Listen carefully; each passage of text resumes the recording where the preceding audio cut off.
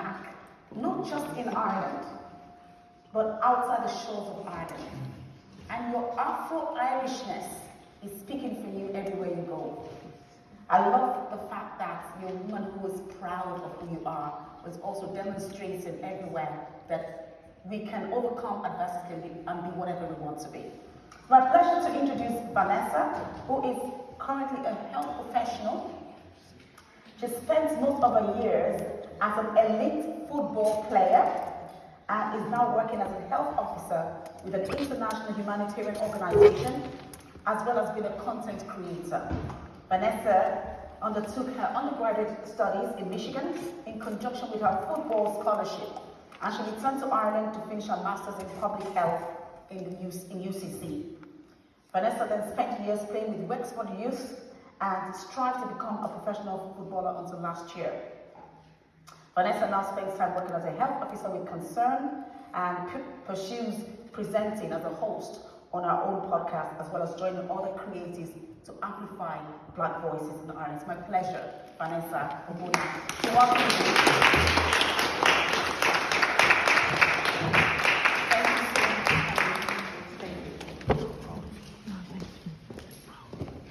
Hi everyone. It's an honor to speak here as I'm a native of Waterford myself, so I spent a lot of evenings, maybe too many evenings in this hall with my family and a lot of all of you guys.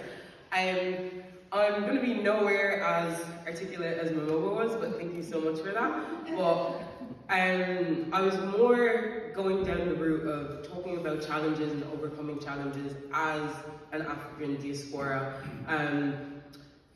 That topic in itself kind of shouts out different understandings for every one of us. As much as we do have like the same label, we all have different stories and we all came from different places. I'm going to use my story to highlight different things that I've learned and different ways that I've overcome adversity in my life and taken up opportunities that I've had in my life also. If I get a bit emotional, just ignore me. I do that. It's not a sad thing, it's more of a passionate thing.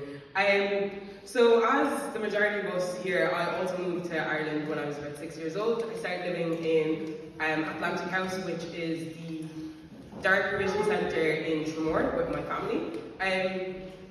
My story in the sense of integration and belonging and all of this is a little different to a lot of people that I grew up with, where I moved to Tremor and was accepted quite readily into that community. Me and my brother started playing football from a really young age, started doing other athletics and different things, and we're part of the community pretty much straight away, which is unusual and not like everybody's story. But I think my experiences have given me a privilege to see things from both sides and obviously advocate for everyone, for both people, and people who have had difficulties and find it hard to integrate into society, and speaking to my other Irish white counterparts to be able to speak to them in a way that's tangible for them and understandable, because a lot of the times it's a lot of miscommunication and misunderstanding between both people. I found in Ireland that certain people are willing, unfortunately they want you to say it in the way that they digest, which is not always fair. But as humans, sometimes we only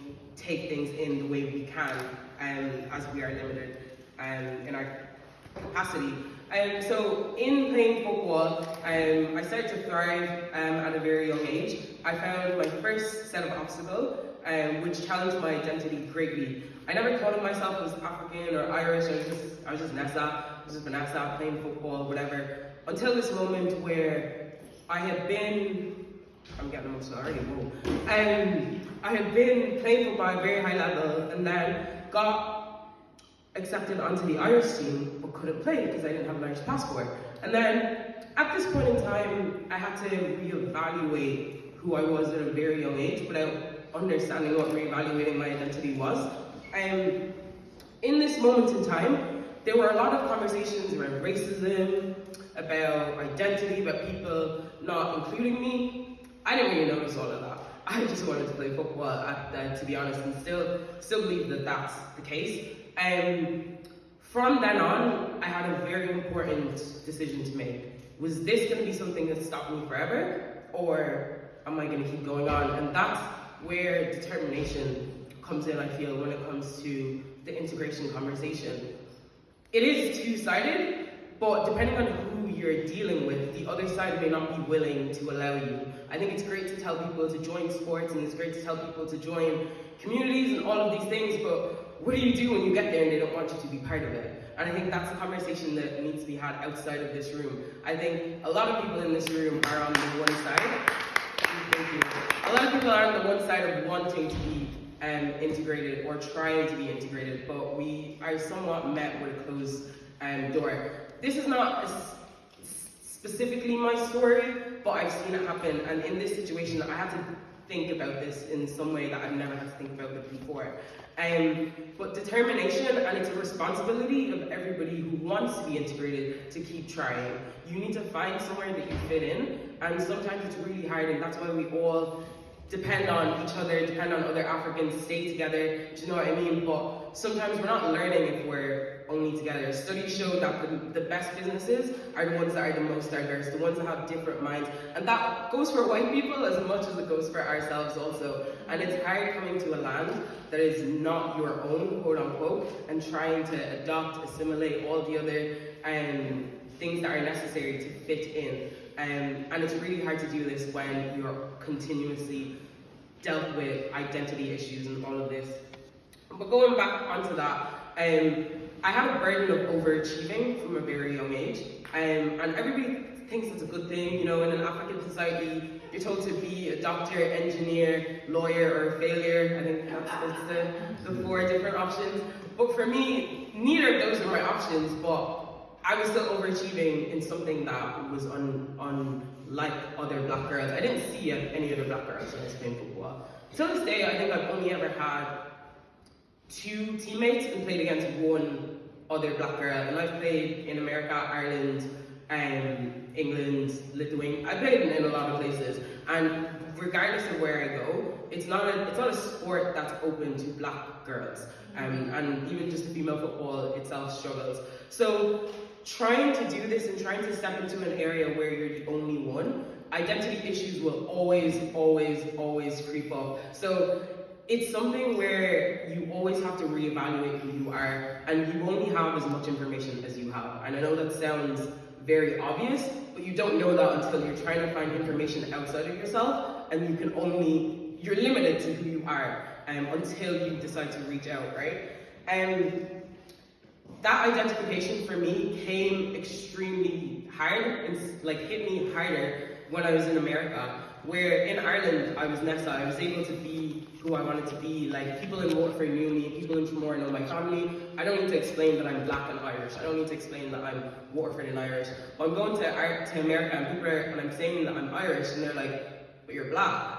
And I'm like, yeah, there's a couple of us there. Do you know what I mean? And it's like having to keep reiterating this sparked something in my mind, and I was like, so is it unusual for me to be me? Is it unusual for me to be in these spaces where I very little, had a lot of adversity in the sense of explaining who I was? I had adversity in the sense of football, and that was my biggest opponent. That was my biggest obstacle. I didn't have to think of identity in the sense of who am I as a black or Irish person. I was thinking to myself, who am I as Vanessa, the only black girl here in this sport? But going to America changed that for me in the sense where I now have to identify with people way outside of Ireland who don't even understand Ireland in the first place and don't really care for Africa. Now I have to explain both. And I think a common census in everybody's speech right now is that Africa and Ireland is very ill-defined. And I think even saying Africa in itself is doesn't do it enough justice with the rich cultures and everything. Like, that's even Nigeria in the one sense, which I know very little about. So trying to explain to someone or people something that I don't know was another place where I had to reevaluate. And one thing I'll say before I keep going is that when you're coming with obstacles, whether you're African Diaspora or whoever you are, reevaluation is key every time you get to an obstacle. Because even when 21 was speaking out, I've been different things and I continue to be, but at every point in time, whether it's being a football player or an athlete or a content creator or a health professional, I have to reevaluate who I am and what I'm going to do, because the drive that I needed in football it's still the same drive that I'm going to use as a health professional or content creator, but it's not the same that's needed. It's not the same tenacity. I don't need to be as loud when I'm in work. I don't need to be as aggressive, you know, on the pitch. But if I'm on the pitch, I need to be louder. I need to be different, you know. So in every sense, I need to reevaluate, what do I want? A lot of times in my life, I've had to choose, am I going to stick here? Right? Am I going to stay here and be sad that I didn't get onto the Irish team? Am I going to be sad that when I went to America, I tore my ACL? Am I going to be sad that when I came back to Ireland, I got an illness, can't play football anymore? Once again, passionate, not sad. But I have to reevaluate now, because now I'm a health professional and I have all of these things, and it's okay, you know? All of those,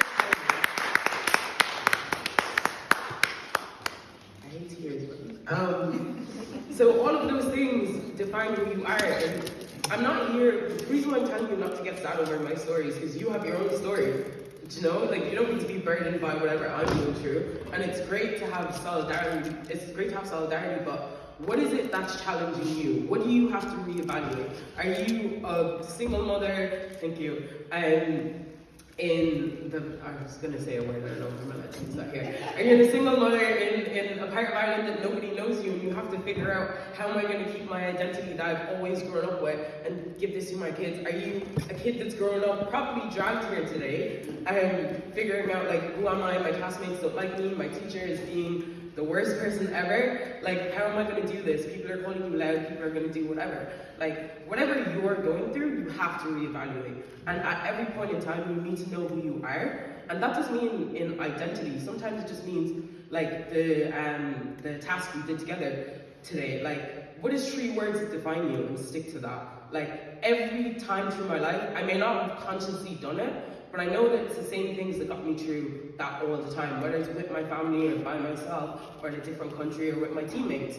All of those things got me through every single time. Whether that's being African, there's great things about being African, and there's things that we might want to leave behind. There's great things about being Irish. There's things that you might not want to pick up also. Every culture has its flaws, and don't ever feel like you can't take on whatever. Like, I think the greatest thing about being yourself is that you get to create yourself. Like, there are struggles that are going to come in your life, there are things that are going to come, but you get to choose at every point in time. And it's not always easy, but you get to choose what makeup you want to be. Like, I decide who I am, and I think that was one thing that got me, I think, during the George Floyd situation. I decided that I'm neither both Irish and African, but I am both at the same time. Like, I'm neither and or, like, I'm everything in it, and that's our superpower. That's the thing where you can walk into this room and go out and you can walk into a pub or something like that. Like, you can assimilate into both situations and be accepted as who you are. You can be a fly on the wall in an all-white room, and you can come in and be dancing and being Burna Boy, whoever you want to be. And that's your superpower. And it feels like such a burden having to figure this out all the time. But the second that I stopped fighting with trying to define who I am is when I accepted it. And you'll figure out the rooms that you're allowed in and not going to be allowed in. Regardless of race, culture, sex, whatever, not everybody's going to like you. It's annoying that certain things that you don't have to choose sometimes dictate your progress in certain things.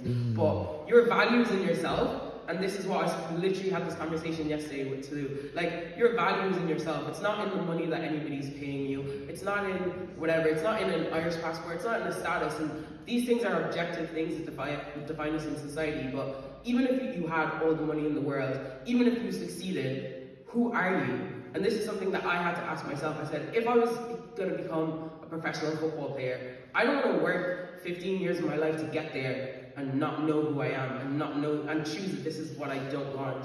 There's nothing worse in working hard for something that you don't want. So if I can give you any takeaway from this, try and define who you are by yourself. You can use social norms, you can do whatever, but use who you are to thrive against any other obstacle. Continue to overcome, continue to reevaluate, regardless of anything that's put in front of you, whether that's being African, whether that's being a mom, whether it's being a dad, whatever you are. Identify that for yourself and overcome regardless. So, sorry for the tears. Yeah.